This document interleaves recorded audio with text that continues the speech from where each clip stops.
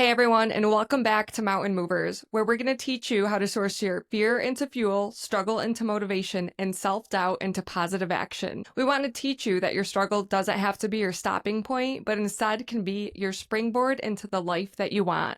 Today, we have another special guest, my friend MaKenna Cooley, who has a very unique story behind her career. MaKenna is a managing director for Northwestern in the greater New York area, and she had to fight really hard for a seat at the table as the first woman managing director for our area.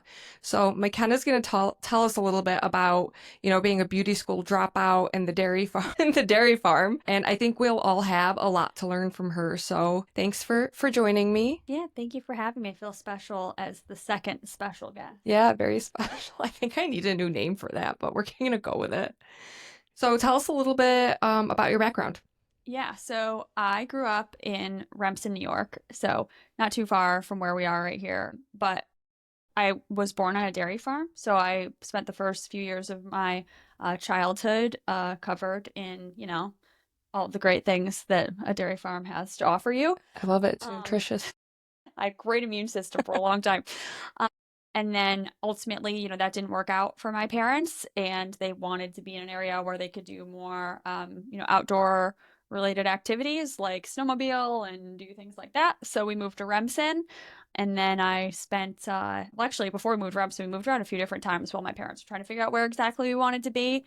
I think my mom told me that we moved maybe 5 times in 3 years or something crazy. I know what that feels like. Yeah, Yeah. I don't. Not fun. Yeah, yeah. And now she helps me move, and I don't know how she does it, but she says she's gonna do it maybe one more time and never do it again. Can't blame her. But yeah, so we moved a lot, ended up in Remsen, and then I graduated from there, ran cross country, played volleyball. It's a really small school, but had a really tight group of friends, girls I'm still friends with now. Went to college. Before I did go to school, though, I did your beauty school dropout point. I went to BOCES my last 2 years of high school and did complete cosmetology school. So not a dropout. Not a dropout, but it is funnier to say I'm a dropout than to say I just didn't go ahead and get my license. And then ultimately that was just not gonna be for me. It was a great time, made more friends still that I have from that time, but did not work out. Was not in my skill set to be doing hair. So then went to school at Utica, studied economics and political science, and did 4 years of cross country and track there. I initially got introduced to Northwestern when I was at school. I did their internship program. So I started in January, finished in June, graduated, I think, on like a Friday afternoon, and Monday I was in the office, which at the time seemed crazy, but what else would I have been doing with my time? I don't know, but I was so impressed with myself that I didn't take time off. You just worked as an intern nonstop. Well, yeah, and then after graduation, just went right into it. Does that just mean you really enjoyed it? Like, yeah. So you knew you were passionate about it from the beginning, or? Yeah. I mean, I tell people now because I'm in leadership and, coaching a lot of our new folks that it's a lot like a trade. I do have an economics degree, but I remember telling one of my good friends, maybe in the fall 2017, somewhere in that department, we were watching The Bachelor, and she was like, people cash out their 401ks to go on this show. I'm like, what's a 401k? Like, I don't even know. You sound like Mike when we just talked about how he got into healthcare and he didn't know that the ankle was more than one bone. And now he's saving lives. So same with you. Like, what's a 401k? And, that's all, not all you do. But not know what that is. But so yeah, then, did the internship and then graduated and, took off and became an advisor and continued growing from there. So awesome. Yeah. So you became an advisor. Can you tell us a little bit about what that entailed and what you really liked about that? Yeah. So basically what we're doing is financial planning for individuals both in our community but also across the country. I'm licensed now as a managing director. I have to be licensed in every state that my advisors are. So I don't know what states we're missing, but all I know is my registrations are a lot, and I might have all 50 now. So are advisors like mostly men, or is it a good mix of men and women? Yeah. So there are a lot of men in the industry. Not only are there a lot of men, but it's also an older industry. I think the average age of an advisor in the United States is over 50, which is interesting because like some of the studies now that come out say that despite the fact that there's so much tech trying to do our job to some degree, the demand hasn't changed for a human advisor. So I think it was McKinsey that might have did the study, and they basically said by 2030, there's going to be a shortage of about 100,000 advisors across the country, which doesn't seem like a lot, but one of the designations I have is a certified financial planner, or a CFP, and there's a lot of them. There's probably a dozen right here where we are, CFPs. And there's about 100,000 in the country. So if you think about eradicating those 100,000, like the demand is still there for in-person advisors for sure, which is good. So mostly older men are dominating this field. Yeah. So you're spicing things up. Yeah, I definitely wouldn't consider myself to be an older man. So tell us a little bit about how you became the first female managing director. Yeah. So I think it's just like in any, business like we're in where you're client facing or you're working in a corporation, even like some of the engineer clients that I have, right? Do you just become a really good engineer and just keep doing that? Or do you enter leadership, right? And it's no different in our industry. And the way that I've always described it, I don't know how many people watching this watch football, but I always say, like, you can be Tom Brady or you can be Bill Belichick. And we all know Tom Brady. I don't know the other person, so I'm going to assume I want to be Tom Brady. Bill Belichick's the coach. He was the coach of the Patriots. He's now engaged to a 26-year-old. I think she's 26. Oh, it's not doing so bad then. No, it's like shocking. I can't believe you haven't seen him on Instagram. It's yes. You can be Tom or you can be Bill, right? And I'm sure Bill's good at football, but he didn't make his money being a football player. He made his money being a coach. I see what you're saying. Yeah, and so Tom obviously is probably, his leadership skills. So you want to be Bill? Yeah, and I think it takes. You want to marry a 26. If I'm however old he is, he's got to be like 60, 70 years old. If I'm 60, 70 and I got myself a 26-year-old girlfriend, it's what it is. It's what it is. Yeah, I don't think anybody's really judging him too hard. So no, not when you've made it that far. So you want to be the Bill of Northwestern. So leadership is something you're passionate about then? Yeah, I think, I don't know, my standard for leadership, it's definitely one of my truest values. It comes the easiest to me when I think about the things that are important to me and the way that I live my life. Leadership is by far the most important thing. Now, do you feel like Northwestern was missing something? Is that what made you kind of want to step into the role? No, I think despite the fact that leadership isn't, if you ask my mom, when I was growing up, she always used to tell me, like, you're going to be a manager. She could have said business owner or something like that, but what she knew was manager. That's fine. Because I loved to tell people what to do from a very young age. And I wouldn't say that's what I do now or why leadership is important to me, but I do think it comes naturally. And so I don't know, there's lots of people in our organization that are great leaders and that, continue to say, this is something you should think about. This is something you should think about. This is something you should think about. And I avoided it. And there came a point that I just couldn't avoid it anymore. It just made too much sense for me just to take the leap. And I don't know, I just have so much support from not only the local leadership, but our corporate leadership. And why do you think that there wasn't a woman in this role up until now? I think it's a combination of this is already starting a business it's tough, man. Like, it's tough. I'm only slightly crazy because of it. Yeah, it's tough. So, you've got an industry that we're in where you do. I mean, I started a business when I was in college in finance. It's hard. And I think women, we've probably seen statistics where, if women they won't do something unless they're 70, 80% certain. We don't take risks. Yeah. Right. And there's nothing, I don't know, aside from things that might threaten your life, something that's more risky than starting a business. Yeah, for sure. So I think a lot of the time, especially when it's in finance, there's just not as many women doing it. Mm-hmm. So then you have a smaller pool of people to pick from who want for leadership because you already have a small pool, and then the people who want to be in leadership group, it's even smaller. So I would say it's a numbers problem, but there's not enough quantity of women. Yeah, I like that. That's a good point, and maybe a really good takeaway from this episode. As women, you're right. I think we need to know. We need to be certain, like tell us immediately, but it's okay to be a risk taker and to step into the unknown because truly from my personal experience, it wasn't until I did that my life started to change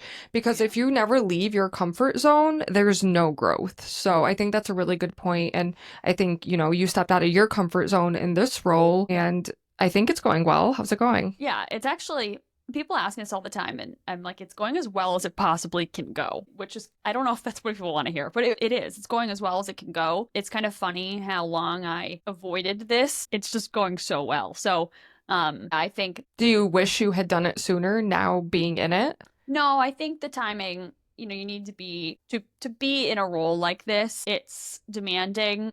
I've never worked more than I'm working right now. I don't know. I think you need to be mentally in a position where you're locked in. I can't say that 2 years ago, 3 years ago, that would have been the case. You also have to, when you take over an organization like I have, where there was an extraordinarily strong leader before me, you got to make sure that you're going to come in with a clear idea of vision and mission and what your first 100 days are going to look like, what's going to be good from an outcome perspective for the firm, and also make sure that your relationships with everybody are really strong. And I think that's why it's gone so well, is because truly everyone has my back. Because you've been there for so long already and you built those relationships. Awesome. Yeah. I think that's something that people should consider too, is if you're on a journey where you feel like there's something you really want professionally and you won't be able to, there's no application to be in this role. You have to be effectively asked or pulled up or throw your hat in a ring when an opening does exist. But then you've got people from all over the country effectively that might be throwing their hat in the same ring.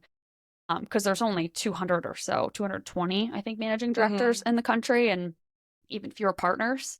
So that takes a lot of confidence, not to interrupt you, to feel so confident enough to do that. What advice would you give to a woman who's maybe lacking some confidence, in a similar situation? Yeah, I would say if you're lacking confidence, you have to do whatever you can, whatever that is for you, to build it. Because you can't be a good leader without being a confident leader. I don't think people look to you in my role at least every day for something, right? Even the folks that have been there for 30 years are asking me questions, and I won't be effective in any change or any big thing that I want to do if they don't trust my confidence, if that makes sense. Much less I can't answer a question that they have, and in between. I don't know. I think I guess my number one thing would be, if you don't have confidence, seek therapy, a coach, whatever it is that's keeping you from being a confident person, and figure that out. Because if you don't have that, I agree. Yeah. I don't think you can do it. Yeah. Even so when I wanted to start this whole thing, I literally dragged my feet for 2 years, and most of it was because there was no confidence behind it or in myself, right? It was actually called something totally different. I did one episode and that was it.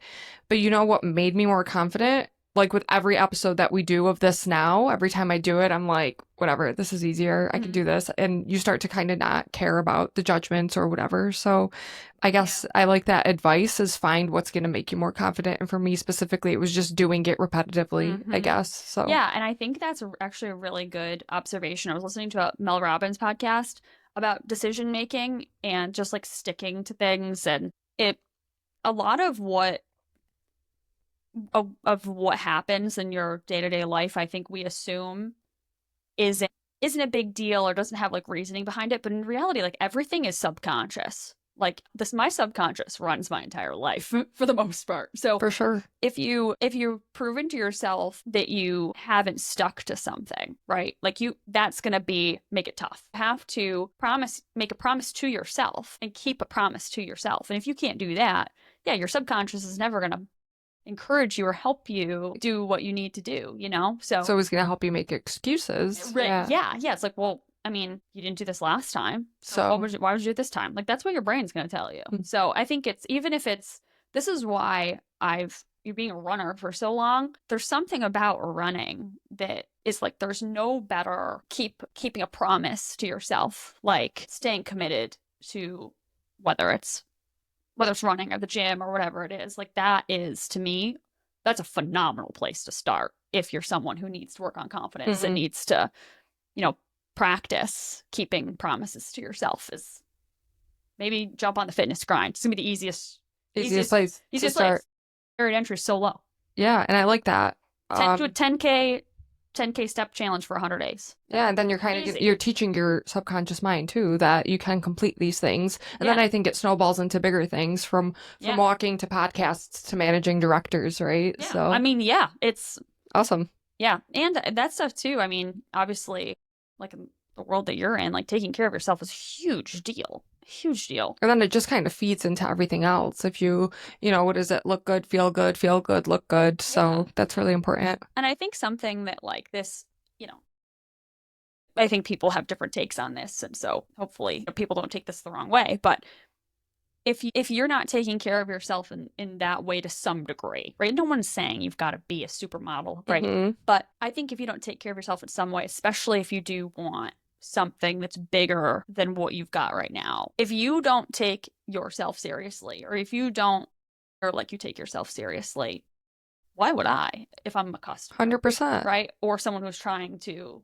who's looking to you for leadership. Like if you aren't on it. Exactly. You know, how can I trust you? Yeah. And there's, you know, it's all about real talk and relentless motivation. So we like the honest truth here, but I really appreciate you sharing your managing director story. I really hope some of the women out there listening that are fighting for a seat at the table have taken something away. Do you have any other pieces of advice? Yeah, I mean, I think the biggest, I guess, two pieces that kind of go together. One is, how do I put this? If people will say, like, if you hear no, you're just talking to the wrong person. I think it's more like if it's a no right now, just keep going. Like to some degree, don't take no for an answer over the long term. Like if you're hearing no, why am I hearing no? What do I need to change? How do I do this again as quick as possible? So like if you're hearing no, figure it out. Don't make excuses. Like figure out what you need to do next to get better. But the second thing is you can't go it alone, right? Like like I've said, the reason why this year has been so awesome is because I have so many people that have got my back. Like whether it's the people at the office or it's my friends or it's my family, like they've got my back. So I think it's just like building your community of people who will have your back. I can't tell you how much that has meant to my career. It's just people believing. Yeah. Totally. Takes what's the saying? Takes a village. So my mom used to say that all the time about raising me too. So it's funny to hear you say that. And we are now full circle. Awesome. Thanks for listening and make sure you subscribe.